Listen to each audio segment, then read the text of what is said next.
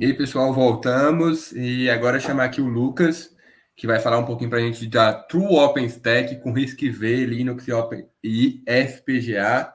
Ia falando a coisa errada. Lucas, seja bem-vindo. E aí? E aí, tudo bom? Agora é com você aí. Boa palestra. Tranquilo, mano. Bom, sejam todos bem-vindos aí. Como é que vocês estão, mano? Hoje eu vou falar de True OpenStack, né, com o RISC-V e o FPGA. Eu coloquei o stack ali entre... Deixa eu compartilhar aqui a apresentação. Pera aí. Prontinho. Eu coloquei o stack entre aspas dupla ali, porque, cara, é difícil você hoje comentar o que é uma stack, né? Tipo, tá, True OpenStack, eu tava preocupado de colocar o OpenStack junto e o pessoal pensar que é o OpenStack, né? O, o software, enfim, tem todas essas coisas aí que podem chegar. Mas a minha ideia aqui é, tipo, mostrar justamente o que eu considero como a verdadeira stack aberta, tá? Então, eu vou falar um pouco de mim. Faz muito tempo já que eu não que eu tô meio sumido, né? Tipo, e acho que talvez muitas pessoas não conhecem. O pessoal latino-americano talvez me conheça, mas eu mudei um pouco minha descrição aqui, minha autodescrição, né? Então, eu sou um programador back-end durante o dia. Durante a noite eu sou um cientista maluco, tá? Tipo, eu acho que é uma descrição bem apurada. A prova disso é que eu cursei sistemas de informação em física, tá? Eu não terminei nenhuma das duas, mas eu fiz as duas faculdades, tá? Eu fiz metade das duas, tá? A física eu não ter... O motivo de eu não ter concluído nenhuma das duas são diferentes, tá? De uma e da outra, mas basicamente foi isso, tá? E a minha primeira Latinoair foi em 2012, tá? Tipo, faz bastante tempo já. Eu fui convidado pelo Medog para falar sobre FPGA, né? Tipo, eu dei literalmente a minha primeira palestra que eu dei na Latinoware, e acho que a minha primeira palestra na vida que eu dei foi sobre FPGA, né? Então eu tô meio que aqui cumprindo a tradição de trazer de novo um conteúdo sobre FPGA, né? Para essa parte de software livre. Porque, cara, FPGA, tipo, eu acho que é uma parte essencial que é muito negligenciada na área de software livre, tá? Tipo, a parte de hardware em si, né? As primeiras Latinowares que eu fui nem existia o fórum de hardware livre, né? Então, puta, agora a gente tem um fórum especial para isso, porque, cara, é tão importante quanto quanto o software é o hardware também, né? Porque afinal, se você tá tipo com um software totalmente livre, mas o seu hardware você não sabe nada sobre ele, você tá refém ainda do fabricante, né? Então vamos lá. True OpenStack, tá? A gente tem uma stack de software totalmente aberta, se você parar pra pensar. Você consegue hoje, por exemplo, montar praticamente qualquer coisa com software livre. Tá? Você consegue ter um sistema operacional Linux rodando talvez um servidor web, que está rodando um interpretador de uma linguagem lá, e tudo está aberto ali, tipo, licenças variadas, né? Tipo, eu costumo falar open source, tipo, no sentido, tipo, porque às vezes o pessoal associa o software livre diretamente com a GPL, né? Só que você tem outros códigos abertos ali que também caminham juntos ali, né? Você tem outras licenças ali que caminham juntos. Então, a gente tem uma stack de software totalmente aberta.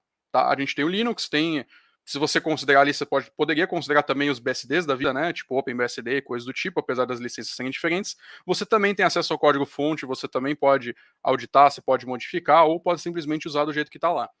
E você tem servidor web, cara, eu acho que aqui a stack de software, eu acho que praticamente qualquer pessoa que está aqui no evento deve saber que, cara, em diversos níveis você consegue o acesso ao código do que você quer. Você tem alternativas livres para alternativas fechadas, tá? Tipo, para praticamente qualquer alternativa fechada você tem um equivalente livre. Só que aí, e o hardware, tá? Acho que muitos de vocês já ouviram falar em Open Hardware, né? E o que é Open Hardware? Um Arduino, um Raspberry Pi, um SP8266, SP32, um Odroid, um Raspberry Pi Pico, né, mais recente aí. E acho que a maioria aqui deve dizer, tipo, olha, acho que isso daqui é um exemplo de hardware livre. Pô, Arduino eu posso ir lá e escrever coisa, Raspberry Pi eu posso ir lá colocar meu Linux para rodar e tudo mais, SP8266 também posso escrever coisa, SP32, Odroid, enfim. E Dessa lista aqui, não exatamente, tá? Então, eu vou voltar só para a lista aqui, só para exemplificar. As únicas coisas que você talvez possa considerar aqui como hardware livre, tipo como open hardware, seria o Raspberry Pi Pico e o Arduino e alguns deles apenas, tá? Todo o resto aqui tem coisas proprietárias. E quando eu digo proprietário é o seguinte, por exemplo, o Raspberry Pi, cara, você roda Linux no Raspberry Pi, você tem drivers ali e tudo mais. Só que você tem duas coisas, por exemplo, que eu acho que qualquer pessoa que já se aprofundou um pouco no Raspberry Pi já deve ter esbarrado nisso, que são blobs binários. Geralmente, aonde você esbarra em blob binário é na placa de vídeo, na GPU, cara. Tipo, é de praxe. Qualquer embarcado que você pega, a droga da placa de vídeo tem um driver proprietário. Existem alternativas abertas, né? Tipo, por exemplo, se você pegar no seu computador, tanto o driver da AMD quanto da NVIDIA, você tem uma versão aberta. O da AMD ali, tipo, o oficial ele é aberto, mas é aberto, sabe? Tipo, é difícil de entender o código dele. Ele, tipo, tem o código fonte lá, mas, cara, é complicado de você dar manutenção, de entender e tudo mais. Parece que é meio que um código obfuscado, tá ligado? E o Raspberry Pi, cara, não é exceção. Tipo, por mais que ele tenha muitos drivers abertos, muito mais do que a maior parte dos concorrentes dele, né? Tipo, por exemplo, o Android tem muito menos coisa aberta do que o Raspberry Pi. Ainda tem coisas que ainda você esbarra em código proprietário, tá? O Arduino, tipo, se você pegar os mais simples, ATmega, os baseados em ATmega, cara, não tem muito que ser proprietário ali, tá ligado? Tipo, meio que tá tudo lá, você já tá rodando bare metal ali, então você tem controle sobre tudo. Agora, SP8266 e SP32, cara, esquece. Você tem uma porrada de blob binário para controlar Wi-Fi e Bluetooth. Tá? Se você quiser rodar um código sem esses blobs binários, você consegue. Só que você vai estar capando a limitação. Você vai estar capando a sua possibilidade do que você vai conseguir fazer lá. Por exemplo, no SP8266 e no 32 você vai matar o Bluetooth e o Wi-Fi, que, pô, é o charme deles, né? Então é complicado. E outra coisa que falta muito aqui, que particularmente eu considero parte fundamental do Open Hardware, é a documentação. É ter um datasheet falando, olha, o processador funciona dessa maneira, esses são os registradores, é assim que você manipula as coisas, e, enfim, como que funciona o processador. Na parte dos Arduino, dos ATmegas, tem tudo descrito, tipo, tudo perfeitinho lá, você pode olhar lá e beleza, tá lá a especificação. No caso do 8266, do 32, do Raspberry Pi, do Android, putz, cara, até se achar vai ser um problema, né? E por que eu falei do Pipico aqui? Porque ele lançou recentemente, né? Tipo, faz, sei lá, foi esse ano que lançou, né? Tipo, deve fazer uns meses. E uma coisa que eu notei, cara, que eu fiquei super feliz, cara, eu comprei no dia que lançou, tipo, tem uma live minha fazendo o TinyGo rodar, né? O TinyGo é uma versão do Golang para embarcado. Para embarcado não, para microcontrolador, por assim dizer, né? Também funciona embarcado. Mas eu quis testar e fazer rodar nele. E, cara, a documentação dele é muito bem explicada. Tipo, o datasheet do RP2040, que é o processador do Raspberry Pi Pico, é muito bem detalhada. E o bootloader dele tá inteiro código-fonte. Você não consegue alterar o bootloader que vem no chip, mas não é porque a Pi Foundation não quis que você alterasse. É simplesmente por causa do jeito que ele é construído. Tá? O bootloader ele tá numa ROM, então você não tem como regravar. Mas você tem o código-fonte disponível no site deles, lá no GitHub, você baixa SDK, tem o código-fonte do bootloader. Inclusive, se você for fabricar algum device e você quiser modificar, você pode pedir para quando pedir o chip para eles na fábrica, eles gravarem outro bootloader, tá? Não conheço ninguém que fez isso, mas eles abrem essa possibilidade caso você tenha volume suficiente para justificar. Então, dessa lista aqui, eu só consideraria Open Hardware mesmo os Arduinos low-end e o Raspberry Pi Pico, mas mesmo assim você tem uma limitação. Tanto, por exemplo, se você quiser fazer um processador você mesmo compatível com Raspberry Pi Pico. Você não pode, porque você viola copyright da ARM e da Raspberry Pi Foundation. Tá? Arduino, mesma coisa. A VR é propriedade intelectual da Atmel, né, que agora é microchip. Você não pode fazer. Tá? Então você tem sempre em algum nível você tem esse problema. Tá? Então não é exatamente open hardware. Tá? Eu vou um pouco mais no limite. Eu tento puxar o limite extremo do open hardware, porque eu acho que é importante a gente ter pelo menos uma alternativa. Não que seja ruim usar um ARM, não que seja ruim usar um x86, mas é legal que tenha uma alternativa para tipo, você meio que tentar achar o meio termo ali do que é ideal. Porque às vezes para um cenário é melhor um, às vezes para outro cenário é melhor outro. Como eu falei, problemas de blobs binários proprietários, cara, esse é o mais clássico. Qualquer pessoa que já tentou se aventurar a fazer uma distribuição customizada para o Raspberry Pi, ou que quis, sei lá, falar, mano, como é que será que funciona a GPU do Raspberry Pi? Como é que será que eu gravo um pixel na tela? Ou como é que será que eu mando uma chamada OpenGL? Cara, você já deve ter esbarrado nisso, tá? Outra coisa que tem blob binário geralmente é placa de rede, Wi-Fi, né? Modem 4G, modem 3G. Eventualmente, se você já mexeu bastante com Linux, você já esbarrou nisso. Tá? Tem o /lib /firmware no Linux, que é a pasta clássica. Se você tem um Linux instalado, olha lá, /lib /firmware, cara, dali para dentro é só blob binário. Alguns deles têm versão open source, outros não, tá? Documentação só sobre NDA, cara, isso é a parte mais irritante que eu conheço na parte de hardware, que é você quer pegar um datasheet de um produto que você tem e você precisa assinar um Non-Disclosure Agreement, que é basicamente um tratado de confidencialidade com o fabricante. E ele só vai te dar isso daí se ele tiver algum interesse comercial nisso. Senão, você não vai ter acesso. Tá? Então, as coisas públicas que você vai ter, por exemplo, do Raspberry Pi, a placa de vídeo. A placa de vídeo dele, na GPU dele, que é o. Eu não lembro agora se é o Mali ou se é o outro lá, agora de cabeça eu não lembro. Você precisa assinar um NDA. E para você assinar um NDA, você precisa que a empresa esteja interessada em assinar esse NDA. Então, todas as coisas que tem de abertas o Raspberry Pi, tipo, em relação à GPU, foi engenharia reversa. Porque o pessoal da Pi Foundation provavelmente tem acesso, só que eles estão sobre NDA, então eles não podem publicar. Tá? Então tem que descobrir as coisas por engenharia reversa, que é um negócio legal, mas, putz, cara, não devia existir. E compiladores em versões específicas. Cara, isso daqui é outra coisa que é uma merda. De você pegar, tipo, e falar, mano, eu vou copiar lá um negócio para esse processador. Tudo bem, mas esse processador só tem o GCC 5.6.2. Eu não tenho outra versão do GCC para compilar para ele, tá? Acontece, tá ligado? Quando a especificação, quando você tem uma documentação que só tá sobre NDA, cara, se o fabricante geralmente mantém as alterações do GCC, se algum dia ele decidir que não é mais comercialmente interessante para ele, acabou ali, tá ligado? Tipo, é a última história do compilador ali, tá? E isso é um grande problema. É muito legal quando o fabricante pega e mantém o compilador open source, as funções do processador dele. Vou dar um exemplo, a Expressify, tipo, eles mantêm a versão do GCC para compilar para o Tensilica, que é a arquitetura do SP32 e 8266. Eu acho isso super massa, tá ligado? Tipo, eles estão deixando o compilador aberto ali, estão adicionando as instruções e estão ajudando a manter. Mas, se algum dia eles decidirem que, sei lá, o SP8266 eu vou tirar de linha, agora não vai ser mais nada. Se você não tiver uma documentação aberta, tipo, mostrando como é que funciona, vai ser muito difícil do pessoal continuar mantendo. Tá? Então, por isso que eu acho que documentação é muito importante. Tá? E processadores proprietários, que aqui eu acho que é o maior ponto, que é, como eu comentei, se você quiser fazer, por exemplo, um clone do Raspberry Pi Pico você mesmo, talvez você não vai querer, porque fazer chip é caro.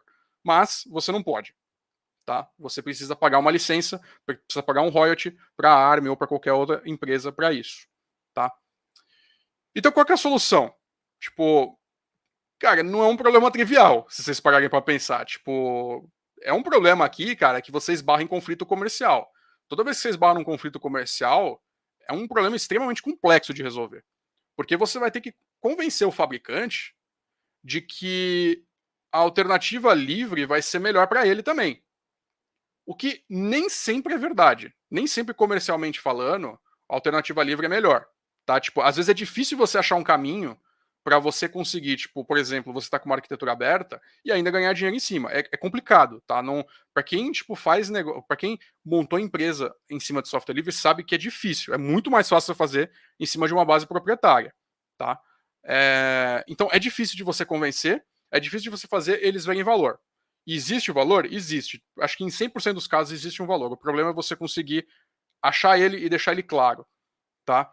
Então, o melhor que dá para fazer é a gente tentar mostrar de que a comunidade consegue ajudar e que você consegue fazer o projeto seguir em frente aberto. E deixar como uma alternativa também para quem quiser entender como é que essas coisas funcionam. Por exemplo, eu demorei um tempão para descobrir como é que um processador funciona internamente, sabe? Tipo, beleza, eu sei que se eu pegar, sei lá, num ARM e colocar uma sequência de 4 bytes ali, ele vai fazer tal operação. Ok. Mas o que é o circuito que faz isso? Tá? Tipo, o que é que realmente faz o processador processar? Tipo, é difícil, porque, cara, é um silício A maior parte dos processos hoje, tipo, são para baixo de 60 nanômetros, então você vai precisar de um microscópio eletrônico de varredura para poder tentar ver o chip. Mesmo com uma imagem do chip do microscópio de varredura, você vai, tipo, cara, vai ser um trampo desgraçado para você fazer engenharia reversa, porque você vai precisar, tipo, comer layer, vai precisar fazer um monte de coisa. Assim, é um trabalho muito complicado de você tentar entender fazendo engenharia reversa na mecânica do chip. Tá? Então é bem complicado isso daí. Então qual que é a nossa solução? RISC-V mais FPGA mais Linux. Tá? Tipo, isso daqui é uma alternativa real hoje, ok? Então, RISC-V, tá? Eu já deixei o QR Code um link aí, mas depois, se vocês quiserem, vocês podem pegar. Ele é uma arquitetura aberta, tá? Ele é um padrão de arquitetura, ele é uma ISA, um Instruction Set. Eles têm na documentação algumas sugestões de implementação, de como implementar as instruções dele, tá? Mas ele não especifica como que você deve implementar. Então, por exemplo, você não consegue falar que um RISC-V ele é um processador von Neumann ou um processador de Harvard. Você não consegue falar que um RISC-V é.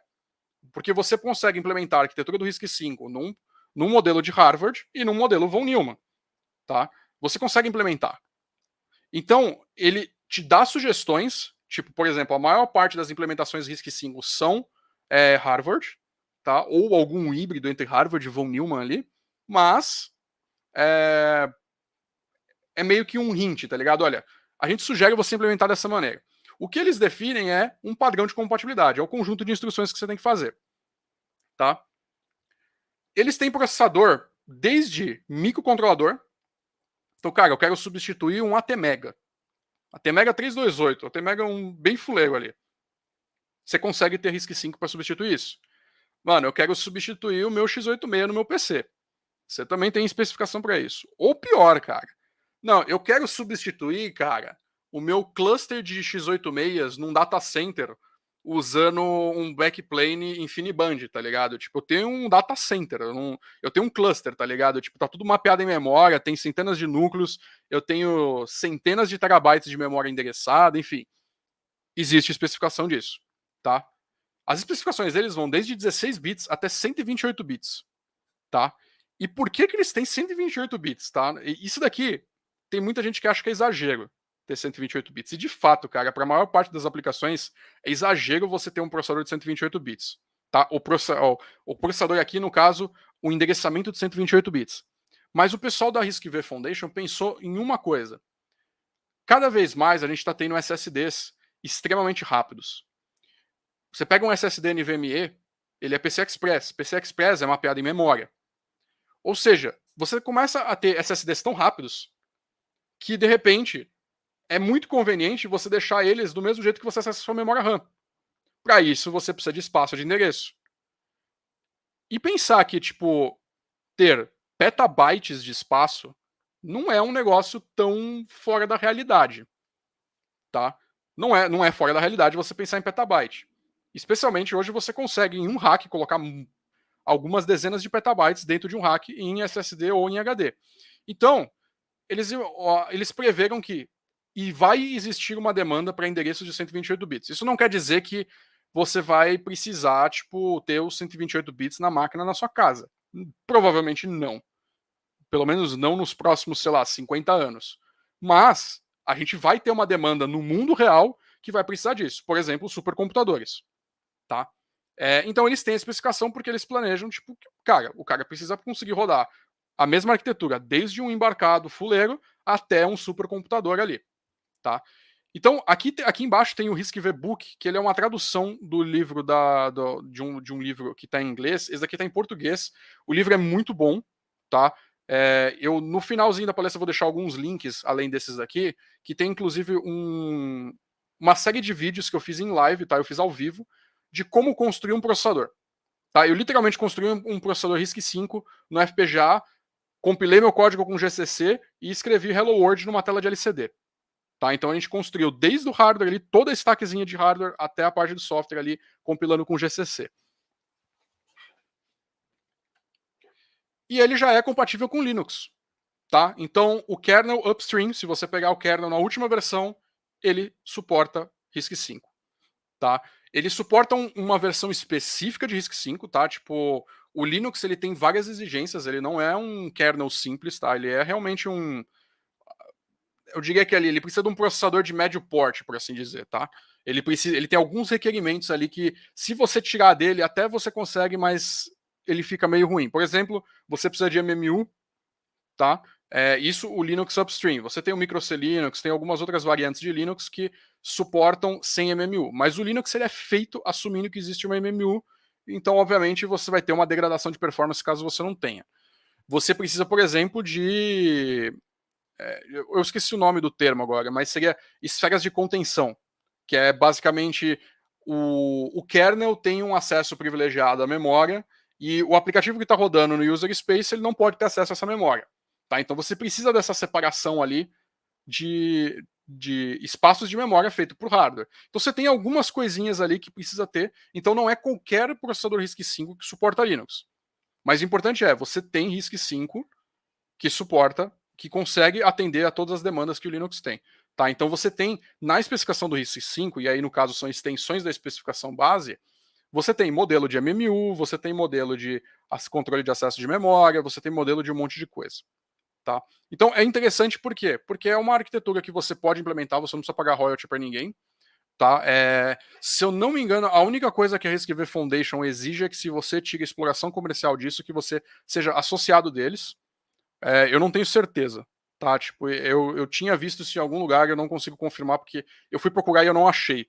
Mas a princípio parece que eles só exigem que você, se você explora comercialmente, para você ser associado deles. É mais tipo, para manter todo mundo que está fazendo isso junto, tentar garantir que ninguém está desviando demais da especificação e fazendo, de repente, criando um fork totalmente incompatível com o mercado, e aí, de repente, essa empresa tem um poder político muito grande, entendeu? Mais para manter, tipo, o padrão ali seguindo ali. Mas você não paga royalties para a RISC-V Foundation para tirar isso comercialmente. Tá. E FPGA? Como eu falei, tipo, eu já dei palestras de FPGA aqui.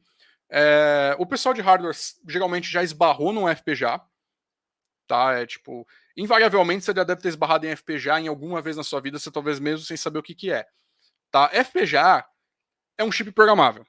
E quando eu digo um chip programável, eu não digo um processador. É literalmente um chip programável. Então você tem uma matriz de portas lógicas ali. Essa matriz de portas lógicas que você tem, você pode arranjar ela das maneiras que você quiser. E aí você, de repente, você tem um chip. Você tem o que seria equivalente a você fazer um chip, sem precisar necessariamente fazer o silício. Tá? Então ele é muito interessante porque ele é um passo intermediário entre você ter um processador que está rodando tipo simplesmente um conjunto de instruções fixo e você fazer realmente o chip, que é considerado um ASIC, que é um Application Specific Integrated Circuit, que é um circuito de aplicação específica. ASIC, basicamente qualquer chip feito é ASIC, tá?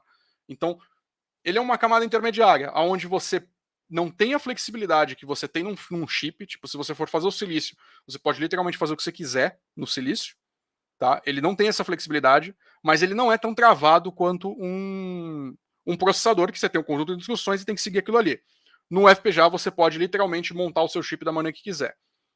Eu gosto de dizer que é tipo quase como se fosse tipo brincar de Lego, tá ligado? Você tem o tamanho das peças de Lego, mas você pode arranjar as peças de Lego da maneira que você quiser, tá?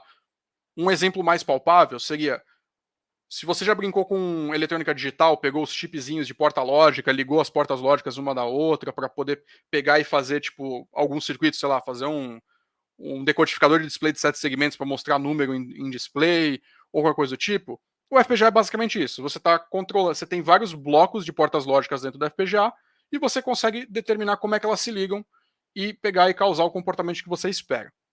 Tá? Então ele é basicamente uma matriz de portas lógicas a nível... Eu ia dizer a nível lógico, mas vai ficar muito redundante aqui, tá? Na prática, ele não é uma matriz de portas lógicas, mas ele age como uma matriz de portas lógicas, tá? E agora, eu posso finalmente dizer que a gente tem uma stack de síntese open source, tá? E o que eu quero dizer como stack de síntese open source? FPGAs, tipo, você tem 2 jogadores no mercado que são os maiores, são os maiores do mercado, que é a Altera, que hoje é Intel, né? Ela foi comprada pela Intel, e a Xilinx, que a princípio está sendo para ser comprada pela AMD. Cara, elas juntas provavelmente detêm tipo 90% do mercado de FPGA. Ou seja, 90% dos FPGAs que você vê ou vai ser da Xilinx ou vai ser da Altera. Você tem alguns outros empresas menores, tipo a Lattice, a GoWin, tem várias menores, tá? Mas, cara, elas são a esmagadora maioria de FPGAs, tá? Por quê? Eles têm o menor preço do mercado, geralmente, tá?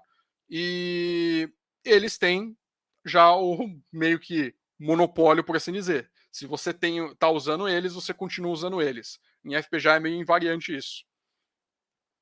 E até um tempo atrás, você podia escrever código aberto para FPGA, porque o código é em Verilog ou qualquer coisa do tipo.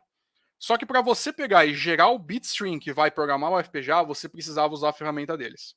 Tá? Então, no caso das Xilinx, você vai usar o Wise ou o Vivado. No caso da Intel Altera, você vai usar o Quartus.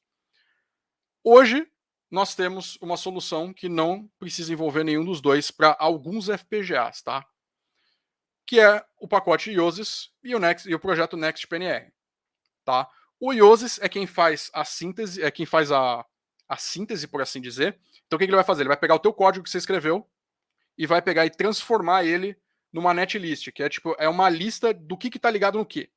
Tá? Ainda é muito alto nível, é tipo, esse pedaço de código está ligado nesse pedaço de código, que está ligado nesse, que está ligado nesse. Tá? Tipo, ele vai meio que montar um diagrama elétrico, por assim dizer, do que está funcionando. Só que ele ainda é abstraído. Por exemplo, ele vai te falar, olha, isso daqui é um flip-flop. Tá? Tipo, esse flip-flop tá ligado nesse outro flip-flop, que tá ligado em um negócio que é um bloco que eu não sei que bloco é, mas é um bloco que chama IOAB15. Tá? Tipo, pro IOSIS, ele simplesmente faz isso. Ele vai pegar o teu código que você falou, olha, eu tô ligando o pino A num flip-flop e a saída desse flip-flop eu tô ligando no pino B. Ele vai gerar lá um netlist onde tem IOA ligado no flip-flop, ligado no negócio. Ele gera um diagraminha de bloquinhos. O NextPNR, o nome ali diz, o PNR é Place and Route. O que ele vai fazer? O PNR é quem conhece o FPGA. Ele vai falar, putz, beleza, vamos ver o que esse FPGA tem. Ele tem X células lógicas ali, tem 15 mil células lógicas, ele tem os pinos nomeados aqui, tipo IOAB 0, IOAB1, IOAB2, IOAB3, esses são os nomes dos blocos. O que ele vai fazer? Ele vai pegar essa netlist e vai pegar e transformar ela e tentar colocar ela dentro do FPGA. Então, efetivamente, o PNR é quem conhece o FPGA. O IOSIS, cara, ele gera o netlist, e inclusive você consegue gerar o netlist no IOSIS e usar o Quartus ou o Vivado para pegar e sair para o FPGA. É perfeitamente plausível, porque eles suportam a entrada de netlist. Tá? O IOSIS é agnóstico do FPGA. O Place and Route não. O Place and Route tem que saber lá. Como eu falei, não são todos FPGAs. Por quê? NextPNR é um trabalho da comunidade. Foi feito por engenharia reversa, foi vários anos de trabalho para conseguir chegar nesse ponto. Então, eles não são todos FPGAs que suportam. A IOSIS HQ, que é quem está mantendo todos esses projetos aí, eles estão cada vez mais se empenhando em aumentar o suporte de FPGAs, mas a gente tem alguns FPGAs que são suportados integralmente. A maioria dos FPGAs que são suportados integralmente são da Lattice, tá? Que não é dos maiores jogadores, mas eu diria que a Lattice é bem grande no mercado. Tipo, não é um FPGA incomum também, tá? Eles fazem FPGA mais voltado geralmente para processamento de vídeo e coisas do tipo, mas eles têm um bom mercado ali. E eu acho que o principal é que a Lattice deu uma declaração pública, tá? De que ela não vai interromper o desenvolvimento do NextPNR. Isso aconteceu, tipo, ano passado, eu acho, ou esse ano, agora eu não lembro, aonde eles atualizaram os termos de uso das ferramentas da Lattice. Tem um software da Lattice lá, o Diamond. Eles atualizaram o termo de uso e o termo de uso não permitia engenharia reversa. Tá? Cara, isso é padrão. A Xilinx e a Intel têm termos anti-engenharia reversa. Em alguns países isso não é válido, em outros países são válidos. Só que, como alguns lugares são válidos, outros não, você não pode usar isso aqui no projeto comercial, porque dependendo de onde você for vender seu produto, pode ser um problema. E o pessoal meteu um pau na Lattice, porque falou, mano, a gente estava usando um monte de FPGA da Lattice para isso, porque não tinha esse termo, e agora eles colocaram e boicotaram um monte de coisa da comunidade. E, cara, ficou uma polêmica nisso daí. Tipo, porque um monte de gente falou, não, a gente vai parar de usar Lattice. Por que eu vou usar Lattice se agora a única vantagem que eu tinha eu não tenho mais? E aí a Lattice pegou e deu uma declaração pública pedindo desculpas pelo termo. Ela tirou esse termo de anti-engenharia reversa e falou que ela nunca teve a intenção de interromper a comunidade no desenvolvimento deles e que eles aprovam toda a parte aberta de síntese para os FPGAs deles. O que não é o melhor cenário, que seria eles ajudarem a desenvolver, mas, cara, é muito melhor do que ter alguém atrapalhando ali. Né? Tipo, então, hoje a gente tem uma série de FPGAs, inclusive FPGAs relativamente grandes, que suportam você não ter absolutamente nenhum vínculo com absolutamente nada proprietário. Então vamos lá. Como é que a gente vai rodar Linux sem RISC-V? E pior, a gente vai ter que rodar um Linux no RISC-V no FPGA. Tá? Esse é o caminho que eu segui, tá? Que eu vou mostrar. É nessa plaquinha aqui. Então, Ice Sugar Pro, placa de baixo custo. Tá? Eu vou colocar um link para vocês, tem na AliExpress. Obviamente, falar em baixo custo é um problema, porque baixo custo é muito relativo, depende da onde você mora, depende de quanto você ganha, coisa do tipo, né? Tipo, eu garanto que pro Elon Musk o planeta inteiro é baixo custo para ele, né? Mas o baixo custo aqui é relativo ao preço que FPGAs geralmente custam. Para quem já foi comprar FPGA, sabe que a maior parte dos kits de desenvolvimento de FPGA é para mais de R$2.000, tá? Para quem tá em uma pesquisa científica ou coisa do tipo, é até comprável. Mas, cara, para um robista, mano, R$2.000, assim, é uma grande minoria que vai conseguir comprar isso.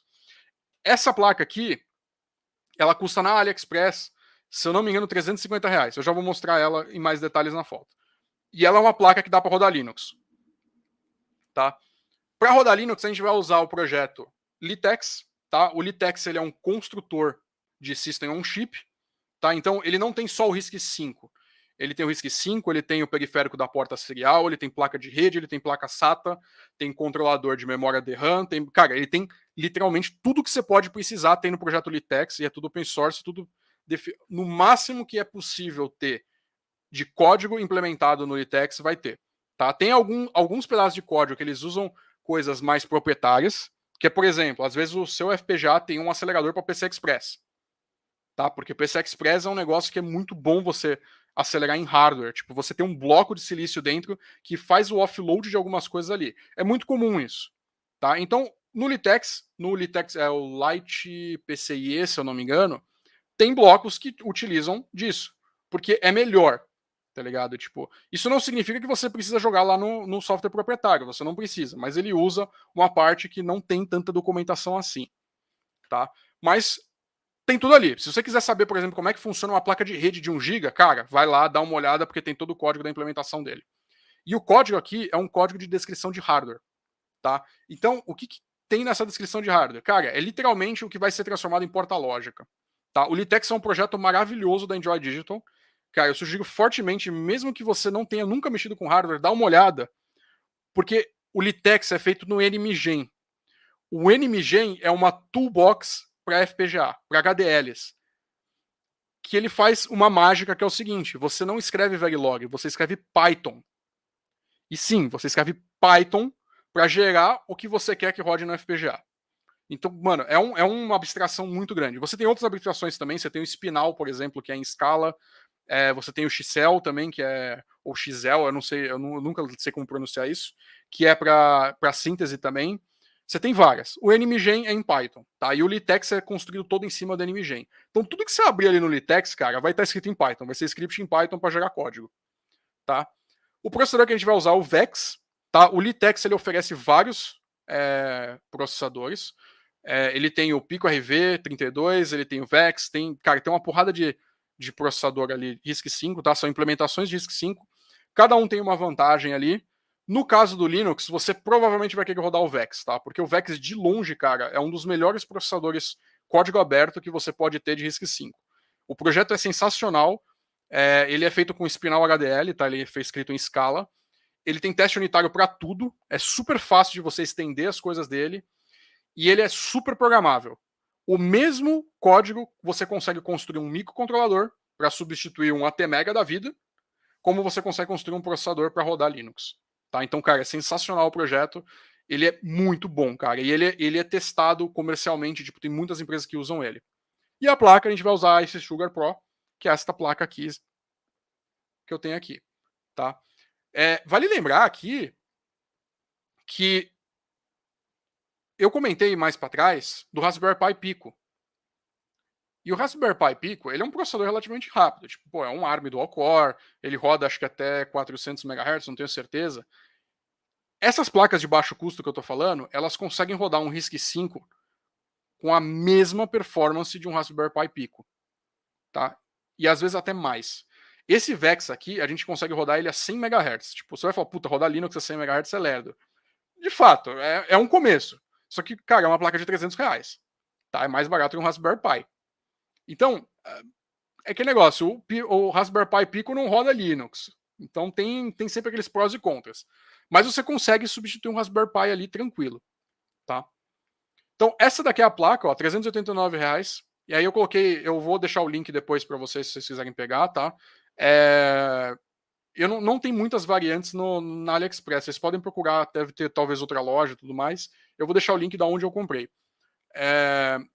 Aqui ele tá falando que tem um ICE 40, tá? Ele não tem um ICE 40, o cara escreveu errado na descrição. Tá? Ele é um ECP5 da Lattice, é um FPGA maior, mas ele tem 24K células, então cada célula do FPGA eles chamam de uma LUT, é uma lookup table que você tem N bits de entrada e 1 bit de saída. E o que você programa é baseado para X bits de qual a combinação de bits de entrada, qual que vai ser a saída. É isso que você programa. Tá? Então você pode, por exemplo, transformá-la numa porta AND se você programar uma tabela da verdade de uma porta AND. E você pode programar uma porta XOR ou programar qualquer outra coisa bizarra lá dentro. Então, o número de LUTs é o que determina o tamanho do FPGA. Tá? Entre fabricantes muda como é que a LUT é estruturada, então isso é muito importante, você não consegue comparar diretamente um com o outro. Tá? Para isso tem um benchmark, inclusive, chamado Core Score, que é um benchmark que é basicamente quantos processadores RISC-V cabem dentro de um FPGA. Esse é o benchmark. Tá? É um bem específico, tá? Um RISC-V bem específico, ele é o Serve, que ele é o menor processador RISC-V de código aberto que existe na face da Terra. E é bem menor, tá? Tipo, ele tem algumas desvantagens, mas ele é super pequeno. E é basicamente, o benchmark é quantos desse processador você consegue colocar dentro e fazer ele reportar para uma porta serial de que ele está vivo. É basicamente isso o benchmark. Então, esse é um benchmark muito mais realista para você saber como que você compara FPGAs em questão de espaço dentro deles, tá?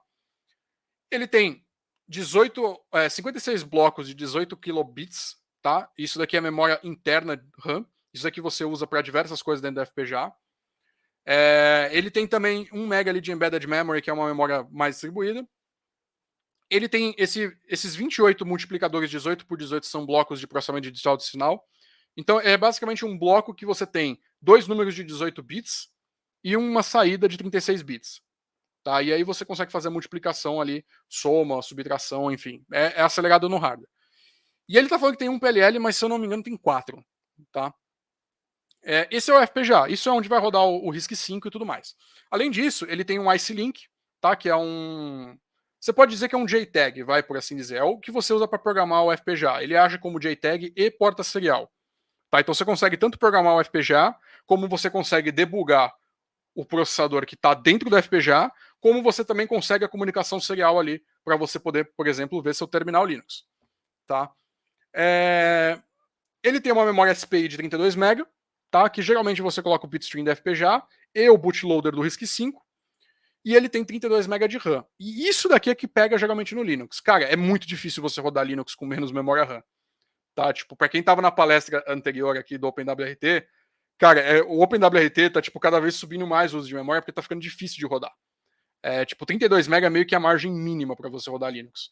Micro C Linux roda com menos e tudo mais, mas você começa a tipo capar demais, você começa a ter que tirar muita coisa ali. Tá? Então 32 MB geralmente é o que você tem no mínimo ali para uma placa para rodar Linux. E você tem um clock de 25 MHz. Porém, como você tem o PLL, você consegue rodar coisas mais rápido ali. E para quem gosta de fazer placa, vocês podem ver que isso daqui, ó, isso daqui é o FPGA. Tá? Isso daqui é o módulo inteiro. Essa placa aqui não serve para nada. Essa placa aqui é só para ligar o GPIO. Tá? Tem um HDMI aqui para ligar no monitor e tudo mais. Isso daqui é um conector da DR2. Então, se você quiser fazer, você pode comprar só o módulo e ligar numa placa. Eu sugiro, se você for desenvolver, comprar o kit inteiro, que é esse de 389. Especialmente porque só a plaquinha com FPGA, ela não é muito mais barata, deve ser uns R$80 a menos. E, cara, tem um HDMI ali que é legal para você brincar, tá? Então, ó, aqui tá aqui a foto dela, então aqui dá para ver um pouquinho melhor rodando.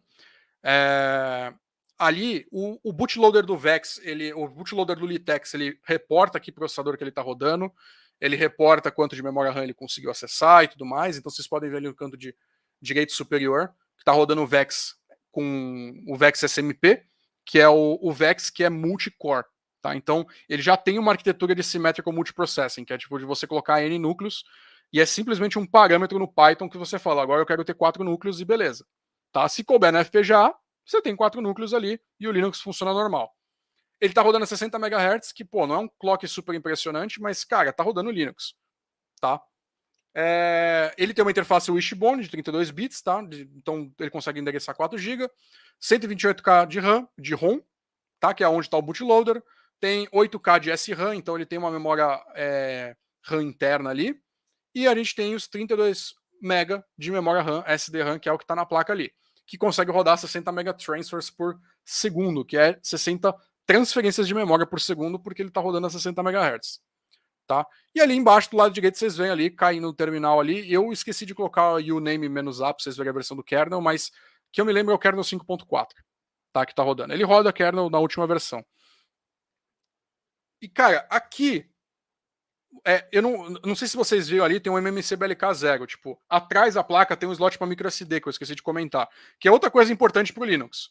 Então aqui atrás tem. Deixa eu colocar a câmera para focar aqui. Aqui atrás tem um slot de microSD. Tá? Que é outra coisa muito importante para Linux. Que é tipo, cara, o kernel 5 não é tão pequeno assim. Kernel 5 é um bagulho gigantesco, tá ligado? Tipo, para essas maquininhas aqui. Então é ideal que você tenha um slot de microSD, porque, cara, microSD é barato. Eu comprei esse microSD de 32 GB acho que por R$15 e é original, entendeu? Então microSD ali é de menos e, pô, 32 GB ali dentro, ali, sistema operacional lá, rodando direto. E vale lembrar que tem uma variante dessa que tem ainda uma placa de rede gigabit, tá? Essa daqui é feita para Linux, o cara vacilou e tirou. Mas a outra versão, é que eu não tô com ela fácil aqui. A outra versão, ela é uma placa que é usada para controle de painel de LED, tipo esse painel de LED aqui do lado. E ele tem uma interface gigabit, tá? Na verdade não tem uma, tem duas. São 2 chips da Broadcom, tá? Que ele basicamente faz a conversão do protocolo RGMI para o hardware, direto no transformador ali para ter o Ethernet, tá? Esse daqui os caras vacilaram, seria muito legal se tivesse pelo menos uma interface de gigabit, porque, cara, pô, imagina embarcado 60 MHz com interface de gigabit, ó, coisa linda. Mas você tem sempre a opção, cara, você tem uma porrada de pino aqui, que você pode ligar num outro FPGA, você pode, por exemplo, pegar esses adaptadores de rede que você usa no Arduino, sabe, tipo, tem o Enki 28J60, tem o outro lá que eu esqueci agora, que é usado no SP32, que a interface é GMI, né? Você consegue usar nele. Você pode ligar aqui, né, nesses conectores de PIO, configurar, e o Litex tem suporte a ele, então você consegue o Ethernet ali já com driver no Linux rodando tudo, bala ali para já rodar. Então, cara, eu pelo menos assim, eu não sei vocês, sendo sincero, tipo, isso daqui para mim, tipo, é uma das melhores coisas que já aconteceu para a parte do mundo do software livre, porque aqui você está realmente falando que você tem uma plataforma aberta. Tipo, tudo bem, você está tendo que usar um FPGA da Lattice, que é um FPGA proprietário. Só que não existe, tipo, nada nesse FPGA aqui que realmente vai interferir no que você está rodando. Isso aqui literalmente é uma matriz de portas lógicas. Tá? Tipo, não tem nada mais do que isso. Você está meio que delegando a fabricação do chip para alguém. O processador, tudo que você está colocando aqui dentro é código é hardware que você descreveu. Tá? Ali no caso tem o Litex, que ele vai fazer tudo por você, mas você pode olhar o código-fonte e alterar o que você quiser. E agora você tem Linux rodando e um processador que você tem acesso ao código, com periféricos que você tem acesso ao código e que você pode ver exatamente tudo o que aconteceu ali. Tá? Para mim isso tipo, é muito mind blow, porque quando eu dei a primeira vez a palestra na Latinoware, foi justamente rodando Linux no FPGA.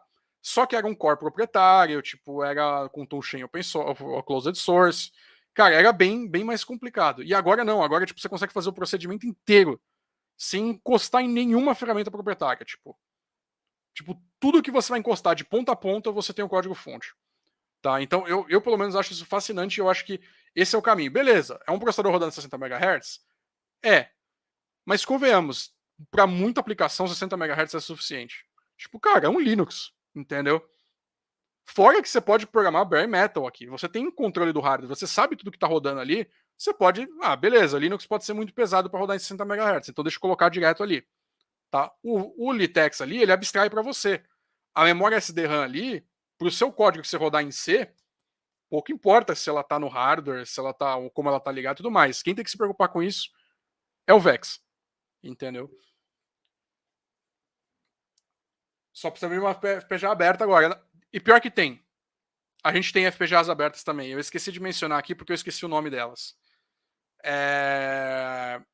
A gente tem. Existe 3 marcas de FPGA que são, cara, são marcas bem pequenas, tá? São empresas pequenas que a toolchain oficial deles é o Iosys, tá? Se alguém tiver no chat aí, eu não sei, tem um pessoal aí do grupo do RISC-5 que sabe o nome. Eu não sei porque eu nunca peguei.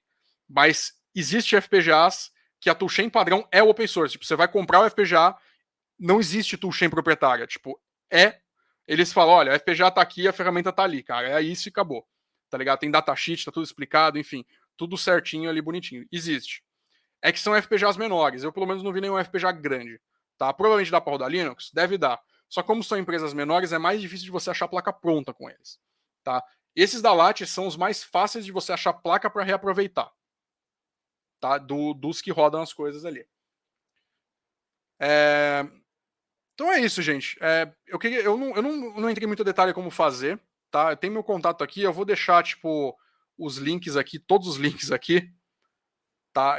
Eu acho que dá para ler aí, tentei deixar os links encurtados, tá? Então, primeiro link, nvx.ly/icesugarpro, tá? Eu fiz os hotlinks aqui no meu site, esse domínio é meu, tá? icesugarpro é o link para AliExpress, RISC-V do zero é o link para playlist no YouTube das lives que eu fiz de como construir um processador do zero. Então, cara, é mais fácil do que vocês imaginam, tá? Não é complicado.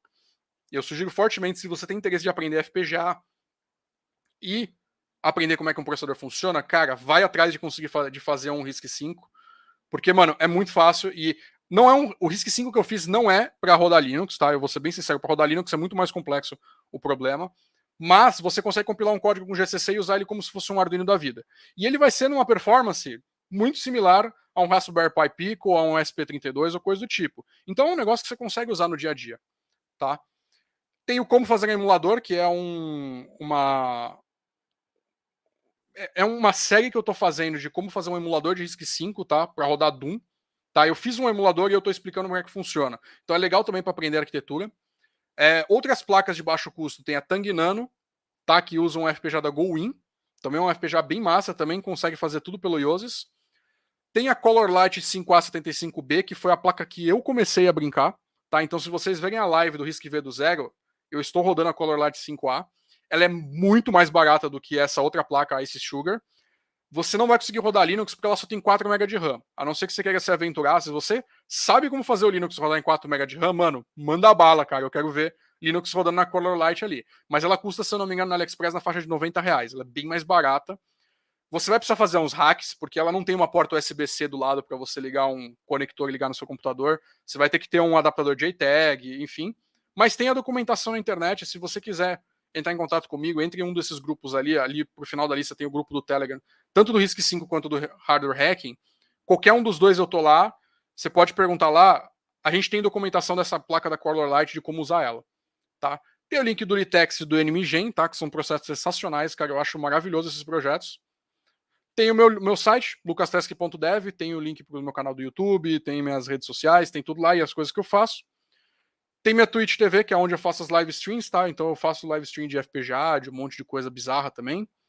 Tem o grupo do Telegram de RISC-V, cara, a gente conversa mais de FPGA do que de RISC-V, mas o foco do grupo é RISC-V, então se você tem interesse em aprender, entra lá, cara, porque tem muito papo interessante, tá?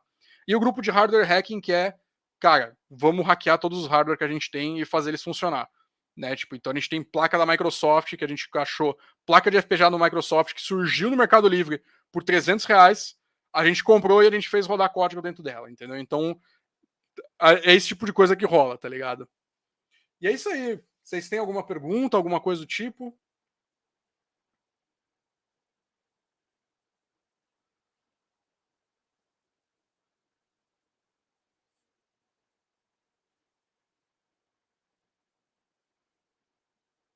Bom, se vocês não tiverem nenhuma pergunta aí, se vocês tiverem também depois, se quiser perguntar offline aí no grupo do Risque 5 ou coisa do tipo, pode perguntar à vontade, tá? A gente tá sempre aberto pra isso aí. E eu espero que eu tenha motivado vocês para testar, porque, cara, eu pelo menos acho sensacional, tipo, de a gente ter como fazer tudo aberto. E eu acho mais surpreendente rodar Linux, tá ligado? Porque não é uma tarefa fácil rodar Linux, né? Mas a gente tem processadores open source que rodam Linux, e não só rodam Linux, como tem suporte a multicore, MMU, layer de segurança e um monte de coisa, cara, que, tipo, falo, mano, é muito mind blow isso. E antes de a gente encerrar só, uma coisa interessante de comentar é que tudo que você escreve para FPGA, você pode transformar num chip. Então, eu tô num rumo na minha Twitch, lá na Twitch TV, lá de lives e tudo mais, que o pessoal que me conhece há mais tempo tá, de que eu quero fazer o meu processador que eu fiz em live, o RISC-V, que é o meu processador RISC-V, eu quero fazer ele em silício. Tá? Eu quero fazer um chip disso daí. Então, a gente tá. Vai demorar um pouquinho, mas eu quero fazer e eu quero documentar o processo inteiro pra gente poder ir além do FPGA. Tipo, de falar, não, eu quero fazer um chip em casa, eu quero a minha stack 100% aberta. Eu falei, eu só vou me falar que eu sou full stack developer o dia que eu estiver fundindo areia em casa para poder fazer bolacha de silício e fazer meus chips. Aí eu posso viver em paz de mente e falar, agora não existe mais nada proprietário aqui. O hardware vendido pela Pine é livre? Também não, cara. Também não. Esse é assim, se você pegar processadores ARM no geral, todos os processadores ARM têm uma GPU proprietária, basicamente. Tá? Você tem alguns códigos abertos para rodar elas, mas é muito limitado. Tá? É bem triste isso, porque a GPU é uma das partes que mais chama atenção. E aí, se você não usar a GPU, cara, convenhamos, hoje você vai pegar um Raspberry Pi, quase todas as aplicações que você vai rodar precisa de uma aceleração gráfica, mesmo que leve. Porque é normal isso esperado. E aí fica meio lerdo quando você não usa as ferramentas proprietárias dos drivers proprietários ali, né? Roda Doom, cara, roda Doom. O RISC-V que eu tô fazendo roda Doom. Que eu tô fazendo não, que eu fiz. Né? Eu tô fazendo um emulador, mas eu não coloquei para rodar Doom ainda. Mas certamente nessa placa que eu recomendei para vocês, essa plaquinha Ice Sugar Pro, com certeza dá para rodar Linux, cara. Tem gente que. Rodar Doom. Tem gente que rodou Doom, cara, numas placas muito mais simples que essa, tá? Minha carteira te odeia, Tess, que eu sei. Na verdade, a sua carteira devia gostar de mim, porque eu filtro as coisas, eu compro antes, e aí eu filtro para não passar para vocês um monte de porcaria, tá ligado? Tipo, de chegar e falar, não, olha, você só vai conseguir fazer seu processador numa placa de R$3.000. Não, eu tô falando aqui, ó, tem uma placa de R$300, tem uma placa de 89, que ainda é grana. Tipo, convenhamos, dependendo da sua condição social, R$89 é caro. Mas é um custo muito mais baixo do que 3 ou 4 mil reais ali numa placa que, cara, é inacessível para muita gente.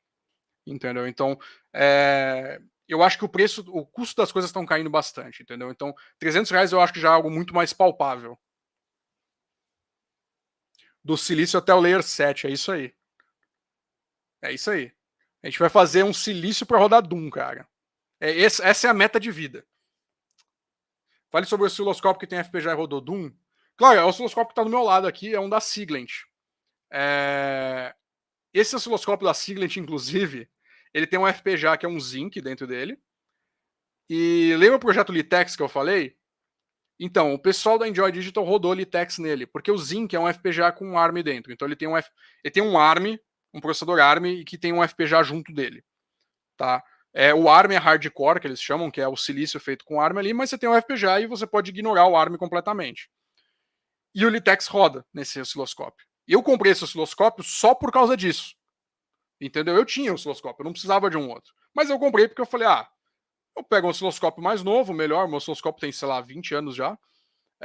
Eu pego um osciloscópio melhor e eu tenho um FPGA que eu posso brincar.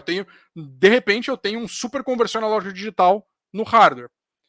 E aí, a primeira coisa que eu fiz quando eu recebi ele foi abrir o osciloscópio pegar a porta serial, colocar um leitor serial, e aí, dali para frente, foi até eu rodar Doom nele. Na mesma live eu rodei Doom no osciloscópio ali. Porque o osciloscópio roda Linux, tá? Então, é que negócio. Tipo, o Medog até falou na abertura, tipo, que se você pega um embarcado hoje, a grande chance é que ele tá rodando Linux. Cara, é um fato, tá? Tipo, um fato interessantíssimo é que o Zinc, ele é um FPGA da Xilinx, tá? Eles chamam de ARSoC, né? Que é All Programmable System on Chip, que é um System on Chip com FPGA. O Zinc, cara, ele basicamente só roda Linux. Porque a arquitetura é tão cagada, tipo, é tão complicado de você conseguir fazer algo rodar nele, bare metal, que só a Xilinx consegue fazer os negócios rodar e a Xilinx adotou o Linux como distribuição para ele. Então, tipo, é meio que uma cadeia no Linux ali, porque tipo, você não vai pegar nenhum Zinc que tá rodando alguma coisa diferente, porque é difícil de rodar diferente. Entendeu? E essa é uma situação bem engraçada, né?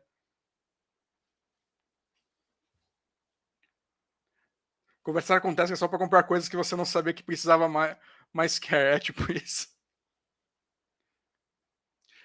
Interessante, tem FPGA mais barato que pizza. A gente até tipo, discutia às vezes no Risk 5, tipo, falando. Quando a gente acha um FPGA barato, às vezes um FPGA de tipo, R$40. Tipo, tem. A Tang Nano ali, essa Tang Nano é um pouquinho mais cara, mas tem uma versão da Tang Nano que custa acho que R$32. É que eu não sugiro ela porque é um FPGA muito pequeno. Aí eu sugiro essa Tang Nano 4K, que é um pouquinho melhor e um pouquinho mais caro. Mas, cara, tem FPGA de R$30 na China.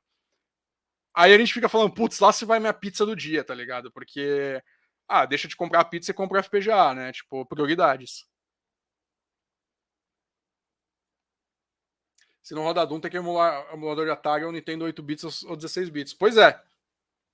Isso é tranquilo de rodar também. É aquilo que eu falei, o RISC-V que eu montei, o Risco, ele roda código C. Você compila com o GCC, cara.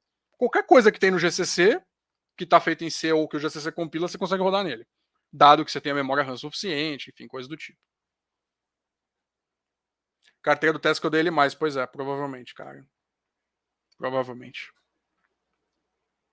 Tem uma placa com RISC-V tipo uma RASP que já roda Linux? Tem, eu deixei separado aqui para mostrar para vocês, ou tinha, que é essa daqui, ó.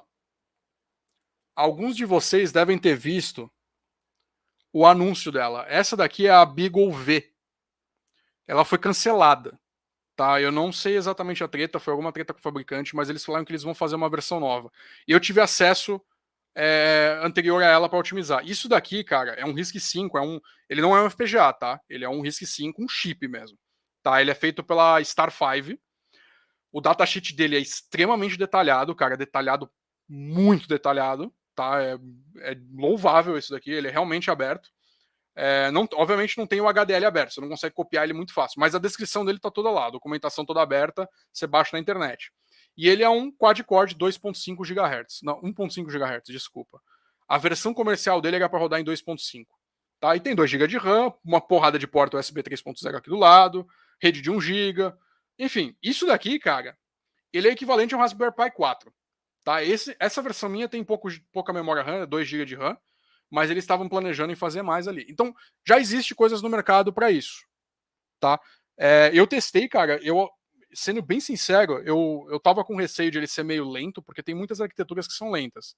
É tipo, você pegar um Raspberry Pi 0 da vida, cara, você nota no terminal, no bash, você nota que ele é lento. Não importa o que tem rodando, você nota que a máquina é lenta, tá ligado? Tipo, esse RISC-V não. Esse RISC-V aqui eu sinto a mesma coisa do que no Raspberry Pi 4 de 4 GB ou 8. Tá? Tipo, você navega, mexe normal no terminal, nenhum problema. E ele tem todos os layers de segurança, tem todas as coisas que um Raspberry Pi da vida tem, só que tem a especificação.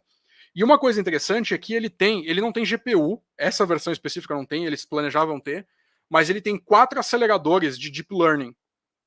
Porque ele é feito para você... Vocês estão vendo aqui que tem um monte de porta CSI aqui. Para quem já brincou com Raspberry Pi câmera, já deve ter visto essas portas. Ele tem um monte, porque ele tem entrada e saída de vídeo via CSI. E aí ele tem encoder e decoder de MP4 e MP5 em hardware, ele tem core de Deep Learning e tem uma porrada de coisa. E todos eles estão totalmente documentados.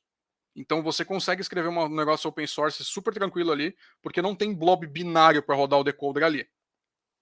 Tá? Então, você quer rodar o negócio, cara, ele tem um acelerador de Deep Learning